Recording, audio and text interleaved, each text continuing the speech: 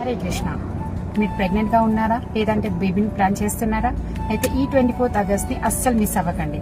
ఎందుకంటే ఈ రోజు శ్రావణ శుక్ల పక్షమైన పవిత్రోపణ ఏకాదశి వస్తుంది. దీన్నే పుత్రదా ఏకాదశి అని కూడా అంటారు.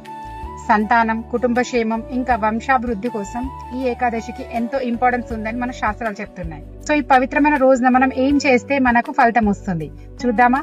సో ఫస్ట్, ఈ రోజు వీలైనంత గ్రెయిన్స్ ని అస్సలు తీసుకోకండి. మీకు వీలైతే పాలు, ఫ్రూట్స్ లేకపోతే ఏకాదశి ఫలారాన్ని తీసుకోవచ్చు. సో ఈ రోజు వీలైనంత ఎక్కువగా ఆ హరినామాన్ని జపించండి. సో థర్డ్, ఈ రోజు భగవద్గీత ఇంకా భాగవతం లాంటి ఆధ్యాత్మిక గ్రంథాన్ని తప్పకుండా చదవండి. సో ఫోర్త్, ఈ రోజు శ్రీ మహావిష్ణువుకి ఇంకా తులసి మహారాణికి నెయ్యి దీపం సమర్పించండి. సో ఇలా ఈ రోజంతా భగవంతుని సేవ, పూజ, నామస్మరణం, ఇలా రోజంతా ఆధ్యాత్మికంగా గడపండి.